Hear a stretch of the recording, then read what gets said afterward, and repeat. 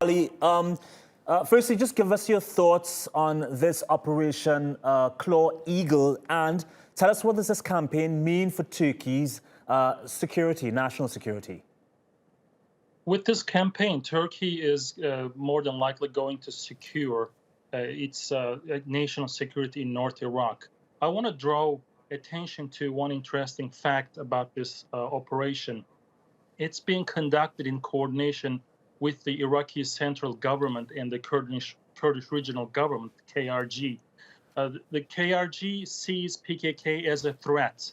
So PKK is a threat to Turkey as well as the Kurdish regional government. Actually, the president of the KRG, Nachivan Barzani, has many times denounced the PKK presence in North Iraq as illegitimate.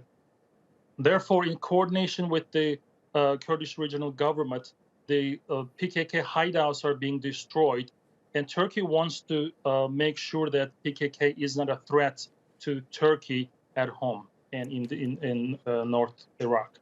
But Ali, is that going to be an easy task for Turkey? This is a multi-billion-dollar criminal organization that, as Yusuf mentioned, is engaged in several activities, including drug trafficking, abductions, suicide bombings. Can Turkey tackle the YPG and eradicate it completely? Going back to the notion that it's a criminal organization, the top members of the organization are in the most wanted list of the U.S. government. Currently, there is a $12 million prize on heads of the top PKK members. More info about this can be found on rewardsforjustice.net. Is it an easy task? It is not, because the PKK has become an international problem. Turkey's allies, particularly within NATO, have been reluctant to help Turkey with regards to PKK terrorism. Therefore, it is a daunting task. But this operation is going to cripple PKK's ability to conduct terror attacks from North Iraq into Turkish territory. Yusuf, Ali just mentioned that some of the top members of the PKK are on a U.S. government's most wanted list. Does this mean that the U.S. is going to start helping out Turkey to eradicate the PKK? No, it definitely does not. If the U.S. wanted to help out, it could have helped Turkey in northeast Syria against the Syrian affiliate of the PKK, the YPG. Yet the U.S. is a coalition partner with the YPG, and many of these YPG members most likely know very well where these high-value targets who are on this most wanted list are hiding out. In reality, the YPG receives its orders from the same area, from the same headquarters that the PKK receives its orders, which is Kandil Mountain. They have the same command structure, the same hierarchy, and they share many of the same members. So it's no secret where these people are. And if the U.S. wanted to find them, if they were very adamant and willing to find them, they could provide that information if necessary. But we're seeing Turkey go very solo in its counterterrorism operation against the PKK. And it's been like that for 4 decades now, so I'm not expecting anything different. All right, so back in April, Turkey launched its airstrikes in northern Syria against PKK members. The suspects allegedly sought to carry out a bombing in Turkey. In March, before that, Turkey launched Kapan 7 Garissa, which was another counter-terrorism operation. Obviously, Turkey is fighting the PKK on many fronts in different countries. Is this a battle it can win alone? Well, what does winning actually mean? Now, what Turkey would really want to see is this group drop its arms. And Turkey doesn't want to have to militarily engage or have this counterterrorism fight against the group. But if this group continues to undertake terrorist activities, it's going to be a target of the Turkish armed forces. So what will winning look like? Winning will look like until the last terrorist standing has been eliminated. And Turkey's very adamant in shoring up its national security on this matter.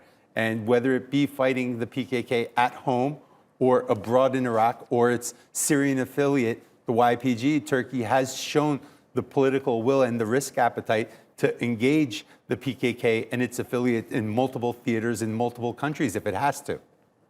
All right, Communications Director Faratan Atu posted on Twitter about the American anti-fascist group Antifa. Is Antifa connected at all to the PKK? Well, now, actually, it's a very interesting tweet, and there's some very interesting links. So far, from what we've seen, Antifa is not linked to the PKK, but we're seeing many links to the PKK Syrian affiliate, the YPG. Now, the YPG has garnered a lot of attention and sympathy in the United States, and many Americans refer to them as the Syrian Kurds. But first, they're a very marginalized group, and they represent a very small amount of that ethnicity in Syria. Now, when we look at Antifa, they're linked together as A, they have very similar ideologies. They have a lot of sympathy for each other. You can see many social media posts where members of the Antifa movement are expressing support for the YPG. You see many pictures where Antifa members have YPG flags. There's Antifa flags in Syria. But what's dangerous for the United States is Antifa members going to Syria and becoming militarized and receiving training from the YPG. And the great irony in all this, as Antifa is now slowly becoming a national security threat in the United States, is that America at the same time is arming and financing the group that militarizes this national security threat. So it's basically a catch-22, and it's incredibly counterproductive for the United States because they're financing and arming the YPG. The YPG, in turn, is militarizing and training Antifa, which in turn is providing creating a national security threat right now in these protests and the chaos that's going on in the United States. So a lot of irony there, but we'll have to see what happens. Trump recently tweeted that he plans to designate Antifa as a terror group. So we're going to have to see how that works out. And if he does go ahead and designate Antifa as a terror group, will he turn his gaze on to groups like the YPG who provide direct support? Ali, let me come back to you. I think about 5 years ago, the talks have begun, peace talks have begun to bring an end to this decades-old battle. Do you see a political solution to what's happening?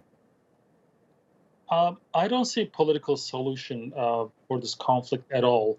The PKK lost its chance to create a political solution back in 2015.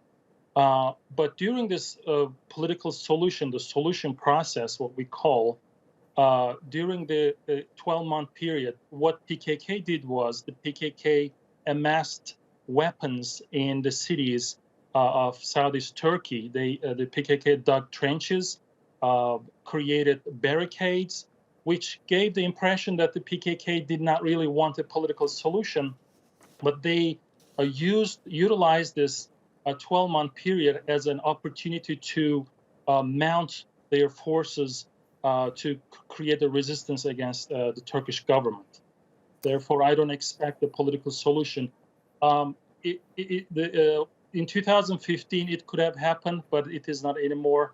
That in Turkish, we have a saying, the train has already passed. It is impossible to catch it again. All right, Ali Demirdas in Atlanta, thank you for your analysis. Yusuf, Erim, thanks for coming in.